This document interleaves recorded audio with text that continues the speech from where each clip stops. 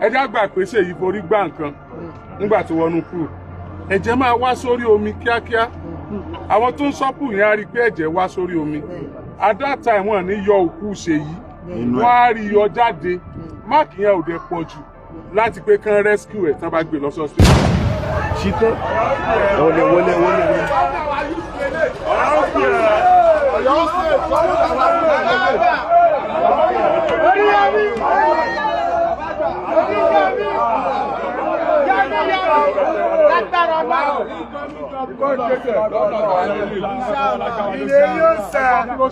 Wọ́n fẹ́ fọwọ́ lágbára lójú. Mo fẹ́ rí kíkọ́ tó kú yẹn. Seyi ni o, wọ́n ti pa Seyi.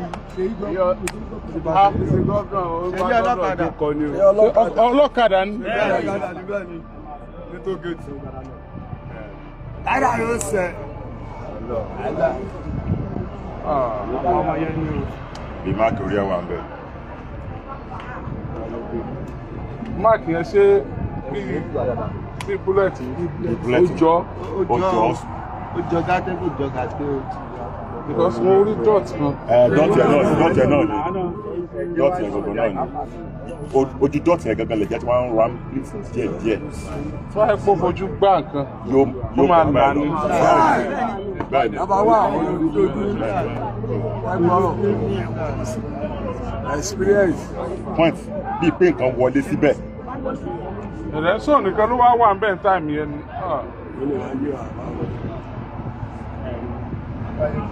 So máa ń lọ swim ní. Ó máa ń ṣe exercise lára rọ̀. Ó máa jí lóòótọ́ ó ní oṣù sáàárọ̀ ló ṣẹlẹ̀ ni. Àárọ̀ bí kan bí 12 ní Saturday. Bóyá a ló máa ṣàlàyé fún wa bó ti ṣẹlẹ̀. Ẹ̀sìn tó ní ilé ẹ̀yẹ kó sọ̀rọ̀. Ẹ̀jẹ̀ ìbí dákẹ́ ẹ̀jẹ̀ kó sọ̀rọ̀. Tó ní ó yá ṣàlàyé. Kò sí ń bẹ̀. Ibi tèmi ti bá láti tèmi ti bá rí mi bá ṣàlẹ̀ because ní ọjọ́ Saturday ní nǹkan bí after 11 ni wọ́n pè mí àti ẹ̀ pè mí pé èlò kẹ́bí mo ní mo kà pẹ́ ẹjọ́ pọ́jọ́ mẹ́ta wọn ní kí n lọ sí tí pé àwọn oníṣẹ́ ìwà ní hospital mo ní Seyi wò pé Seyi tèmi àtẹ́sí rí a ní alẹ́ ní challenge pé kí ló ṣẹlẹ̀ wọ́n ní kí n lọ pé wọ́n ní ṣe ìwọ̀n gbà tí mo kà rush wọ́n ní mo ní kí ló kọ́ hospital wọ́n ní divine hospital èmi kà rush lọ sí hospital mo kà ní mo dé báyìí wọ́n ní ṣe ìwà mi báyìí bí ìyàwó rẹ̀ nìkan ṣàjèjì pé ṣíṣe yìí ni wọ́n gbé wọlé mo ní ṣé mo dà mo ní àwọn ọ̀rẹ́ mi pé kí n sáré wọlé mo sì dá wọlé báyìí mo kà gbé apá ìṣókè mo kà pé lórúkọ tí mo ń pè pé owó dìde Eleyi ti dé mo kà gbé apá báyìí mo rẹ́ jẹ́ níbi ibi báyìí stay àwọn máàkì wà bẹ́ẹ̀ mo ti gbé apá kejì mo rẹ́ jẹ́ náà the same thing mo gbé lẹ́ni mo tún wo ibi báyìí náà máàkì yẹn wà because that time ọkàn mi láti snap ẹ̀ yá mi létí mo tó ṣe jẹ́ báyìí wọ́n ṣe àwọn ọmọ tẹ́ǹtì ẹ̀jẹ̀ ṣàpọ̀ nílẹ̀ bẹ́ẹ̀ wọ́n nù yẹn that time mo tó wá ṣe jẹ́ bí ọmọ ló bí 2 or 3 hours báwọn ọlọ́pàá ṣe wá nìyẹn wọn àdìbá sọ anything àwọn kà dúró bẹ́ẹ̀ pé kíní ni báwa ṣe kọ̀ǹpọ̀tàn pé kí ló ṣẹlẹ̀ bó lẹ ṣe jẹ́ wọn náà ọlọ́pàá mo ní bó lẹ ṣe wá sáré lọ gbé èèyàn báyìí láìsọ pé ẹ ṣe fáìdì kàtà lókè pé ká tẹ́lẹ̀ wọn lọ sí hospital from there a lọ sí Adéọ̀yọ́ mọ́tà Adéọ̀yọ́ hospital mọ́tà débẹ̀ a lọ gba káàdì mọ́tà gba káàdì tán wọ́n ṣá lọ dépòsẹ̀ sí ibi mọ́ṣúárì mọ́tà dé mọ́ṣúárì náà mọ́tà gbé náà ó sì ń bleed tẹ́ pé aṣọ tí wọ́n tẹ́ sí kíní ni ẹ̀jẹ̀ kúnlẹ̀ àwọn kíní ẹ̀ mọ́ṣúárì tán àwọn aláwọ̀ wọn ní kèmí kò èmi mo kó pẹ̀lú ẹ̀jẹ̀ lọ jù sínú dustbin wọ́n ṣe wá kún wọn fún kíní pé wọ́n fi ṣan omi yẹn nù bí tẹ́jẹ̀ yẹn pọ̀ dé wọ́n fi omi wọ́n fi ṣan ẹ̀jẹ̀ yẹn nù bẹ̀tí tèmi wọ́n ní púùpù mo gbọ́ pé púù ló kú bẹ̀tí tèmi fẹ́ béèrè pé máàkì orí yẹn kí ló ṣẹlẹ̀ èmi ti ń wẹ̀ ní swimming pool ní ìgbọ́ kékeré yẹn dive swimming pool ní that spot and ibi tí pool yẹn wà ibi tí Seyi máa dive ó wà too close kò lè ní pressure láti go down deep 12 feet pé ó máa forí gbá bẹ́ẹ̀ tí ó pé kíní ni ẹni tó ń dẹ̀jọ́ lọ ó ń sọ pé òun wà 20 meter away kíní kan mo ní ibi tí gẹ́ẹ̀ wà kò wà 20 meter to the pool ibi ìbáyìí ṣe tent sí ibi ìbáyìí ni pé mo ń sọ pé wọ́n ní àwọn kan jọ lọ mo ní àwọn provider àwọn ẹ̀ ló lè sọ clue nǹkan tó ṣẹlẹ̀ bẹ́ẹ̀ pé kìí ṣe pool ṣe yóò lè kú sí pool because I know the person I have as my friend to lè just drown like that pé there is something hidden tó yẹ pé wọn àfẹ́ sọ fún wa pé there is something hidden tó wọn àfẹ́ sọ fún wa pé máàkì yẹn tó fi because èèyàn lè bọ́ sínú omi kó máa bleed for that from morning till that time bí 7 àtàgbé lọ sí mọ́ṣúárì tẹ́ pé even gan aṣọ tàgbé síbẹ̀ ó kún pẹ̀lú ẹ̀jẹ̀ pé àyàn even gan kò wú omi ò jáde lẹ́nu. ẹ máa súnmọ́ díẹ̀ kan lè gbé mọ́tò yẹn jáde.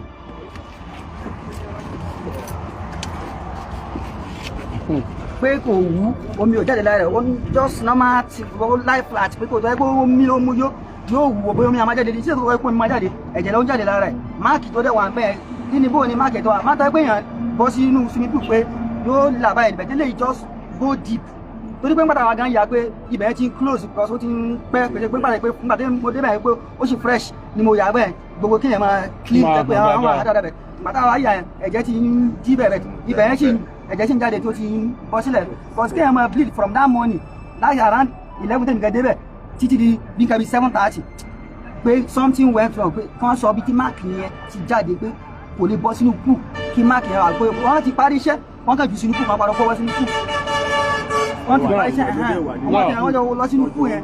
now mo fẹ́ béèrè àwọn nǹkan kan kí lorúkọ rẹ̀ Seyi fine Seyi tẹ́ni ọdún mélòó. 39 years this year. 39 years ìgbà wo ni Seyi ti máa ń wẹ̀ nínú pool yẹn. wọ́n ní first time náà bí bọ́bọ́ yẹn ṣe sọ fún mi ó ní first time lòun ti máa Seyi ti wá bẹ̀rẹ̀ pé àwọn atọ́jọ́ wá bẹ̀rẹ̀ pé àwọn regular ni wọ́n àwọn tó mú wá síbẹ̀ wá wẹ̀ Seyi ò wá sí kó lọ́bẹ̀ rí pé wọ́n ní òun first time tó wá bẹ̀ àwọn tó máa ń wá yẹn pé wọ́n wo orúkọ yẹn pé rẹ́kọ̀dì yẹn pé àwọn ti máa ń wá pé ẹnìkan ló sanwó tóun fi swim kẹsì pé wọn ló sanwó direct pé ẹnìkan ló sanwó tóun fi swim àwọn àjọ kọ́ra àwọn láti jí wa síbẹ̀ tó wá swim. Seyi máa ń swim tẹ́lẹ̀. ó máa ń wẹ̀ because even gan gbàtọ́ wà kékeré gan even gan ẹṣin gan omi ti fẹ́ gbé lọ pẹ̀lú ẹṣin gan ó wẹ̀ jáde ní odò kú dẹ́tì gbàtà ṣe wà kékeré nìyẹn kó tó dìgbà rẹ pé stage yìí ìṣàn pẹ́sẹ̀ pé kò sí nǹkan tí o lè ṣe exercise anyway pé so even gan that morning gan ó sì ṣe road jog kò sí nǹkan tí o lè ṣe ó ti ta marathon Alágẹ̀lú gari kò sí nǹkan ní ti sport very strong wọ́n mọ̀ sọ pé ó drown yẹn ní tèmi pé ìgbà pé ó drown. ẹni ó ti wẹ̀ kó àwọn kan jáde. nígbà tí omíyalé ṣẹlẹ̀ wọ́n wà láwọn tó gbàwọn èèyàn jáde síta. wọ́n wà lára àwọn tó ń lágara gbàwọn èèyàn jáde lágara. ok mo fẹ́ mọ̀ bóyá kò mọ̀ nípa ìwẹ̀ rárá. ìgbà tí Seyi ń lọ òun àti ta ló jọ lọ.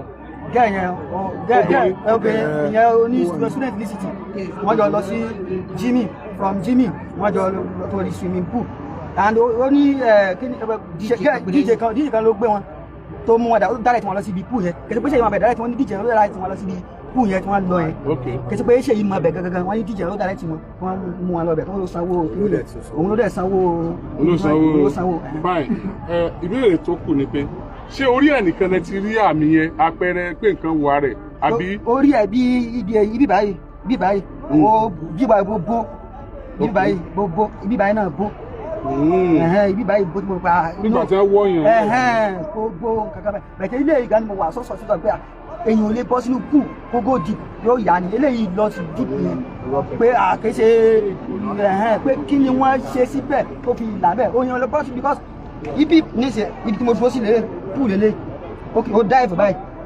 force yẹn ò lè pọ̀ tó bẹ́ẹ̀ láti go deep omi yẹn máa tiẹ̀ padà wá. àti pé ṣé òun nìkan ló wà nínú pool. wọ́n ní ọkọ. ṣé kò sí àwọn tó ń gbowó pool yẹn wọ̀n sí lára láti wá. olóhùn wà nínú pool báyìí. now ẹ jẹ́ ká jọ analyse ẹ̀ ká ní ẹ jẹ́ àgbà pé Seyi forí gbá nǹkan nígbà tó wọnú pool ẹ̀jẹ̀ máa wá sórí omi kíákíá àwọn tó ń sọ pool yẹn á rí i pé ẹ̀jẹ̀ wá sórí omi at that time wọ́n ní yọ òkú Seyi wọ́n á rí yọ jáde máàkì yẹn ò dẹ̀ pọ̀ jù láti pé kán rescue ẹ̀ tán bá gbé lọ sí hospital time yẹn because máàkì yẹn pín ìgbà tí ibi orí forehead nìkan ti wọlé ká nìkan gún bẹ̀ yẹn tó lè gún bẹ̀ yẹn ojú èso bóyá irin kékeré tó bá jẹ́ pé àbí ojú bolt thank you tó bá jẹ́ pé ìyẹn ló larí mọ́ ẹ̀jẹ̀ yẹn máa wá sórí omi straight ni wọ́n á rí i pé there is blood ẹni tó dẹ̀ wá bẹ̀ tó ń sọ bẹ̀ yẹn tó ń sọ náà nìyẹn wọ́n á gbé o jáde kòdẹ́lẹ́tì worst ìdílé pé kí n máa rí tọ́jú. inú gẹ́gẹ́ tó olóhùn ọjọ́ lọ ó ní òun wá fún 10-20 minutes tó fi ń wá ọlọ́run ò rí oní wọn sọ pé kó lọ jókòó pé ṣé ọmọdé ni ìgbà tí kẹ́hìn lóhùn kọ́ lọ pé ó kọ́ lọ rìn lọ sí tẹ́ǹtì yẹn ìgbà tí kẹ́hìn máa padà wọ́n kàn rán bí bọ́ ibi 7 years kó wá pé kẹ́hìn pé ṣé kẹ́hìn tẹ̀ ń wá ló wà ló drown ló kù yẹn kó tó fà jáde wọ́n àṣẹ corporate wọ́n àṣẹ corporate wọn kájú pé wọ́n fàjà alájì ìgbàgbọ́ kọ́tọ́ wọn bẹ̀ ni pé ìgbà táwọn lọ síbẹ̀ ní àná wọ́n lọ́yà láti máa pe fámìlì wọn kọ pé kí ni wọ́n fẹ́ káwọn ṣe fún wọn pé kí wọ́n lọ gbókùn yẹn kí wọ́n lọ sí pé ordinary person ni pé ọlọ́kadà lọ́sọ̀ darí pé kò léèyàn bàtà wọn wá bẹ̀rẹ̀ pé hòtẹ́ẹ̀lì tẹ̀pẹ́ ní hòtẹ́ẹ̀lì kù yìí ó gbúdọ̀ ní CCTV kámẹ́rà and then ó gbúdọ̀ jẹ́ èèyàn méjì tó máa sọ́kù kí wọ́n bá dé gbọ́dọ̀ gbàtà fẹ́ gbẹ̀mú ẹ̀ jáde kámẹ́rà tẹ̀ ṣe dà tó gbẹ̀mú ẹ̀ jáde láti inú pù gbàtẹ́yàn kú sínú pù gbàtẹ́yàn lọ pé ọlọ́pàá wá ọlọ́pàá tẹ̀ pé ẹ lè yọ fóònù lápò kẹ́ ẹ̀ rìkọ́ọ̀dù ẹ̀ ọlọ́pàá tó gbé ó rìkọ́ọ̀dù ọlọ́pàá gbé lọ sí mọ́ṣúárì without any family rárá ẹ gbé lọ sí mọ́ṣúárì ẹ̀ẹ́dẹ̀ tún máa lẹ́tọ̀ọ́ láti máa sọ wá pé kí la fẹ́. ordinary ọlọ́kadà ṣe é yàn àléyàn. bọ́dọ̀ tí a fẹ́ fọwọ́ ìgbà yẹn ni pé àwọn òfẹ́ wà là ẹ̀kọ́ wá sí ìgbà yẹn àmọ́ òkúta àlè wà. fún ìgbà tá a dé ikú yẹn ọkọ̀ àwọn òṣèlú látọ̀ kó tó wà ṣẹ́jú kan bọ̀ táwọn pé wọ́n dé bẹ̀rẹ̀ pátá ẹ máa gbẹ̀tọ̀ wá fún wa ẹ̀kọ́ wá sí bẹ̀rẹ̀ pátá.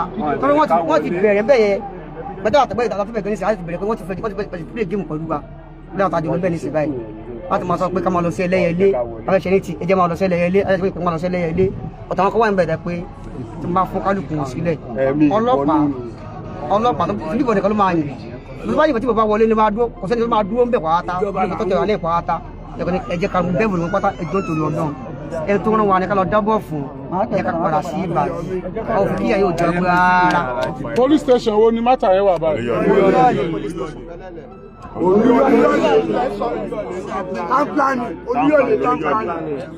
Tamplani Olúyọ̀lé mọ́bí Tamplani.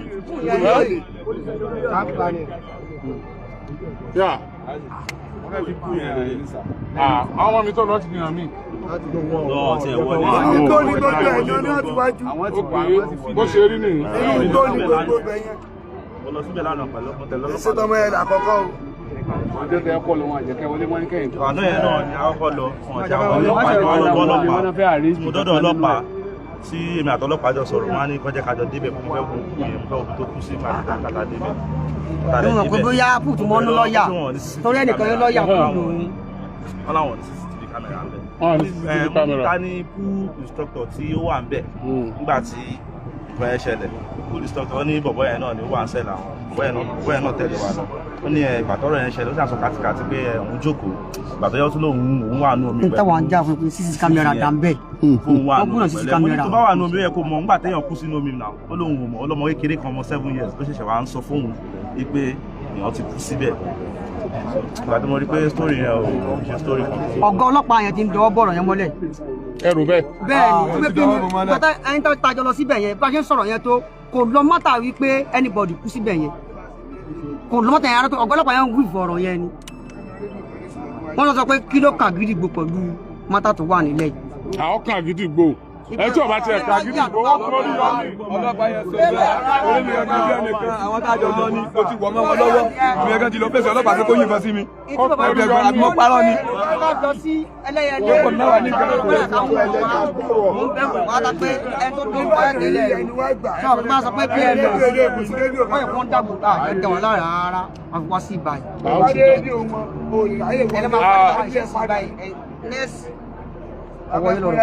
kọmíṣánná ọlọ́pàá nípínlẹ̀ Ọ̀yọ́ CP olórí ọlọ́pàá nípínlẹ̀ Ọ̀yọ́ CP Abímbọ́lá mo kí yín káàsán o àti gbogbo ẹ̀yin ọ̀gá ọlọ́pàá nípínlẹ̀ Ọ̀yọ́ mo kí olórí iléeṣẹ́ ọlọ́pàá jákèjádò Nàìjíríà náà IG Ridwan Ọlátúnjí Dísù mo kí yín o èèyàn ní àwọn wọ̀nyí bóyá bá wọn lórí ọ̀kadà àbá bá wọn níbì kan omi ìpá wọn náà ṣèyàn ọ̀pọ̀lọpọ̀ nínú wọn kàwé wọn ní sàtífíkẹ́ẹ̀tì gidi Nàìjíríà ló fi wọn sórí ọ̀kadà ọ̀pọ̀lọpọ̀ nínú wọn kọ́ṣẹ́ ọwọ́ àìsínà mọ̀nàmọ́ná ló dá wọn sórí ọ̀kadà àwa la dá wọn jọ sórí ọ̀kadà kì í sàwọn náà dára wọn jọ bẹ́ẹ̀ system ló fail wọn tọ́pọ̀lọpọ̀ fi wà lórí ọ̀kadà bí ẹ bá wà lórí ọ̀kadà àbó ń fẹsẹ̀ ẹni o àbó wà nù mọ́tò kò sẹ́ni tó kàn yẹ kó kú dànù lásán bí ìgbà tẹ́ran kú náà tí ẹ bá sin ẹran gan bẹ́rẹ̀ ẹ bá kú yóò wádìí kí lọ́ọ́ pẹran ń tó yẹ pé tàkúté ló gbé ẹran ó lè tírèsì ẹ̀jẹ̀ rẹ̀ dé oko ẹni tó fi tàkúté pẹran ń ká tó wá sọ èèyàn ẹlẹ́ran ara iléeṣẹ́ ọlọ́pàá ìpínlẹ̀ Ọ̀yọ́ Seyi ẹni ọdún tààtì kí náà pé ẹni ọdún mọ́kàndínlógójì ìní wọ́n ní ó lọ lúwẹ̀ẹ́ nínú odò kan ní ilé ẹ̀kọ́ Marena School tó wà ní Olúyọ̀lé wọ́n níbẹ̀ ló ti lọ lúwẹ̀ẹ́ wọ́n nígbà tó lúwẹ̀ẹ́ ń bẹ̀ òkú ẹ̀ náà gbé jáde. Number 1 kódà lọ́bẹ̀ báwo ni ẹni tó kú sínú odò nílẹ̀ Yorùbá pẹ̀lú research wa téèyàn bá kú sínú odò ọjọ́ kẹta lòkú ẹ̀ ó tó léfò ọjọ́ kìíní yóò wà nísàlẹ̀ ọjọ́ kejì yóò wà nísàlẹ̀ ọjọ́ kẹta lòkú ẹ̀ ó tó léfò ó nìkan dẹ̀kọ́ ló ń wẹ̀ lọ́wọ́ nínú odò yẹn náà dẹ̀ wá jù bẹ́ẹ̀ lọ tẹ́ntẹ́jọ wà ní odò lóun wà fún 20 minutes tóun ò rí téèyàn bá forí gbà nǹkan nínú odò ẹ̀jẹ̀ ó ti wá sókè àwọn pool instructors tí wọ́n wà ń bẹ̀ iṣẹ́ kí ni wọ́n ń ṣe tó forí gbà nǹkan nígbà tó fẹ́ bọ́ sódò ìṣẹ́jú mẹ́wàá àkọ́kọ́ ìṣẹ́jú mẹ́wàá ìkejì ìṣẹ́jú mẹ́wàá ìkẹta 30 minutes ẹ̀ẹ̀dẹ̀rí gbé jáde ẹ̀ẹ̀dẹ̀rí nǹkan kan ṣe ẹ̀ẹ̀dẹ̀rí blood yẹn kí ni instructor wà ń bẹ̀ sí ṣé bí tí nǹkan kan bá ṣẹlẹ̀ kó lè tètè bẹ̀ odò kó lè rescue ẹ tó wà ní odò ni àwọn ìbéèrè yìí ẹ tí wọ́n jọ débẹ̀ nǹkan tó náà swim ọmọbìnrin tẹ́jọ débẹ̀ DJ tẹ́jọ débẹ̀ tó mú wọn débẹ̀ nǹkan tó sanwó swimi wọn àwọn méjì tó kù kò lè fẹ́ gba lọ́yà tí wọ́n dé o. àtàwọn méjì tó kù ń bẹ̀ iléeṣẹ́ ọlọ́pàá ìpínlẹ̀ Ọ̀yọ́ CP Abímbọ́lá Olúgbénga bàbá ẹ káàbọ̀ sí ìpínlẹ̀ Ọ̀yọ́ o ní bínú ní sà ìmọ̀ bíi tí wọ́n pé Yorùbá ni yín ṣùgbọ́n ẹ ti gbórí yọmí ìta mọ́ ṣe ní táwọn aráàlú bá ti rí pé wọ́n fẹ́ yàn àwọn jẹ tí wọ́n bá rí pé wọ́n fẹ́ dojú ọ̀rọ̀ rú ibi tá a mọ́ wá ní ìdìbò straight tá a bá sì wá bí yìí àní bá yín jà ní bú yín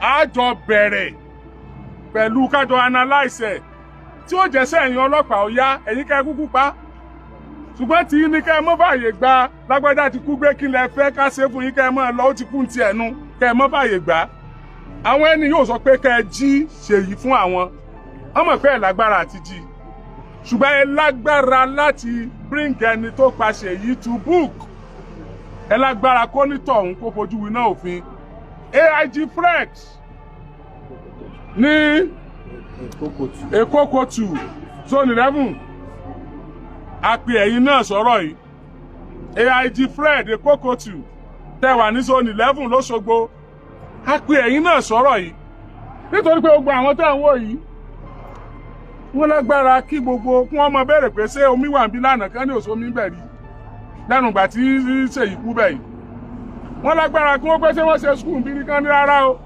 ọ̀dọ́ pé wọ́n ṣe skul bí ọjọ́ pé wọ́n kàn ń dáko ń bẹ̀ nítorí bóyá wọ́n gbálẹ̀ ní wọ́n fi sun gbogbo bí báyìí ṣùgbọ́n àwọn máa ń sọ fún wọn pé ẹ mọ̀ ṣe bẹ́ẹ̀ don't bring law into your hands ẹ jẹ́ ká jọ sọ̀rọ̀ ẹ jẹ́ kọ́lọ́pàá take care of ìtúndẹ̀ máa ń fa jungle justice tí ò bá ti sí ìdájọ́ òdodo tí ò bá ti sí ìdájọ́ òdodo ẹni tó ṣàbúrú fún inú ẹ̀ ń bàjẹ́ ó náà wò pé kí ló lè ṣe in fact ìtí ó tẹ̀yìn ẹ̀yọ yìí ò kí ń rò lásìkò yẹn nítorí pé wọ́n ti sún yàn kan gidi but I trust you sir I trust you iléeṣẹ́ ọlọ́pàá ìpínlẹ̀ Ọ̀yọ́ police PPRO Ọ̀yọ́ state PPRO I trust you you will do the needful I trust you by the time tá a bá máa padà débẹ̀ yẹn ó ṣeé ṣe kí àwọn ẹni yẹn ti wà ń yà gan kú DPO Ọláyínká Olúṣọlá PPRO Ọláyínká Olúṣọlá mo mọ̀ pé ẹ̀yin náà ti gbọ́ báyìí ẹ̀rẹ̀ bá gbégbèsẹ̀ sí ṣùgbọ́n mo rán ikọ̀ Oriyomi Hamzat bọ̀ mo rán ikọ̀ mi bọ̀ a fẹ́ mọ ibi tí kéèsì yẹn dé dúró àwọn tí wọ́n mú tó wà lọ́dọ̀ yín a fẹ́ mọ ibi tọ́rọ̀ náà dé dúró a fẹ́ wọn padà lé tá a fi mọ kú tọ́pa Seyi gangan tẹ́ ń tọ́pa Seyi náà tó ní ìgbàdájọ́ ọkú ọ̀tàn àbí tẹ́ ń fẹ́ kọ́ ni.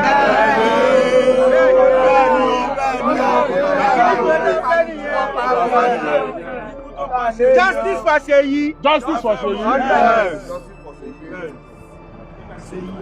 Adẹ kì í DP Olúyọ̀lé náà Sunday Ọládipúpọ̀. I know you will do the needful. Ìta gbọ́ la sọ yìí. Èyí tá a fìdí ẹ̀ múlẹ̀ ń bẹ̀ ni pé Seyi ti kú lóòótọ́. Èyí tá a tún fìdí ẹ̀ múlẹ̀ ni pé arápá orí Seyi. A sì fìdí ẹ̀ múlẹ̀ pé Seyi ọ̀dà lọ. Ó tún wá dára lójú pé inú omi ló kú sí. Tá a bá tiẹ̀ lè sọ pé lágbádá ló pa tàmẹ̀dò ló pa. Àwọn tó sàṣọ̀ráǹdẹ̀ ńgbà tó kú ẹ̀wọ̀n rojọ́. Ẹ̀wọ̀n rojọ́. Àwọn tó níbi táwọn èèyàn ti ń bọ́nú omi tí wọn ò dẹ̀ ní CCTV camera ó yẹ kán rojọ́. It is criminal. Tẹ́ ẹ bá lè ní sí tẹ́ ní pond. Tẹ́ ẹ bá lè ní what do I call pool. Tẹ́ ní swimming pool. Tí ò dẹ̀ sí CCTV camera around swimming pool. Ajẹ́pẹ́ ń lò fún nǹkan kan nù. So àwọn náà ń láti kọ statement. Iléeṣẹ́ ọlọ́pàá ẹ ṣé mo dúpẹ́. I have the assurance by this time tomorrow or next tomorrow àwọn tó mẹ́jọ wáyé narration ti máa change pé àwọn ọlọ́pàá ṣe dáadáa. Tó mọ̀ pé ṣe dáadáa ẹ máa ṣe dáadáa ẹ mọ̀ pé bí bẹ́ẹ̀ kọ́ ẹ̀ ń tó sọ̀rọ̀ ẹ ṣeun.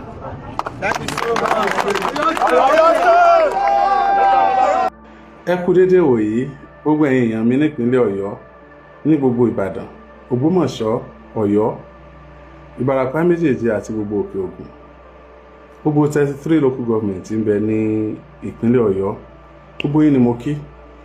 Abdulrahman Oriyomi Hamzat lórúkọ mi ẹ ti mọ̀ mí dáadáa. Mo kúrò lẹ́ni tí wọ́n ṣẹ̀ máa júwe fún yín ẹ mọ̀ tí mo lè ṣe ẹ mọ̀ tí mo ti ń ṣe bọ̀. Mo kí gbogbo ẹ̀yin olólùfẹ́ mi ẹ̀yin ìyá tẹ́ nífẹ̀ẹ́ mi gidi gan yìí tẹ́ kì í fẹ́ kí nǹkan kan ṣe Oriyomi ẹ kì í fẹ́ kí ìrárìn mi bó ti wulẹ̀ kó kéré mọ́.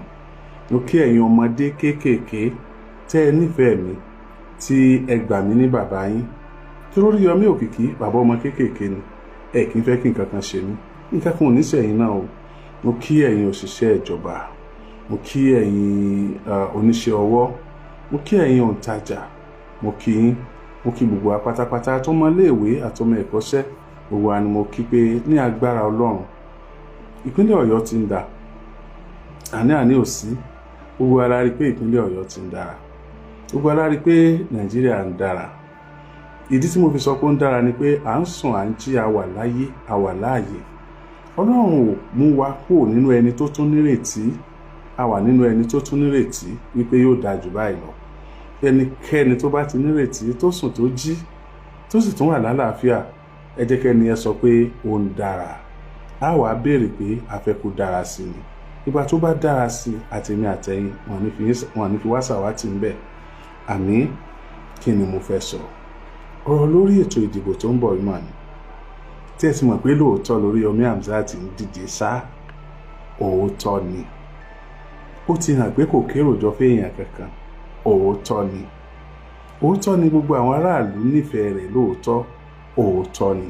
Tí mo bá sọ pé gbogbo aráàlú èmi náà ò ń sòmùgọ̀ kì í ṣe pé mi ò mọ̀ pé àwọn kan ò gbà tèmi àbí àwọn kan ni mo sáà já nípa tiẹ̀ kán mọ́ hùwà ọ̀daràn mọ́ àwọn àtọ̀rẹ́ wọn àtẹ́bí wọn ṣé wọ́n sì gbà tèmi àwọn kan ni mo sáà já ẹ̀tọ́ ẹlẹ́tọ̀ọ́ tí wọ́n gbà lọ́wọ́ wọn gbà tí mo dá padà fẹ́ tó ní ṣírú àwọn yẹn ó sì nífẹ̀ẹ́ wa àwọn kan ni wọ́n sáà ti di ògbóǹtarìgì tí wọ́n ti sọ ètò ìṣèlú diṣẹ́ tí wọ́n fẹ́ máa gbé bátìn fúnra wọn tí wọ́n fẹ́ kó kan mọ́ mẹ̀kúnnù láéláé ṣérú wọn sì jọ́rẹ̀ẹ́ mi àwọn kan ni wọ́n rí mi bí ààrẹ láwùjọ òṣèlú wípé ọmọkùnrin yìí fẹ́ rárí wà ní wa ó fẹ́ tú àṣírí bá a ṣe yan aráàlú jẹ ó fẹ́ tú àṣírí fún wọn ṣírú àwọn yẹn ò nífẹ̀ẹ́ mi àti ibi tí wọ́n bá fẹnu dín kàrà òṣèlú dé àti ibi tí wọ́n bá lẹ ẹ̀bà òṣèlú mọ́ dé ṣé àwọn yẹn ṣé wọ́n nífẹ̀ẹ́ mi.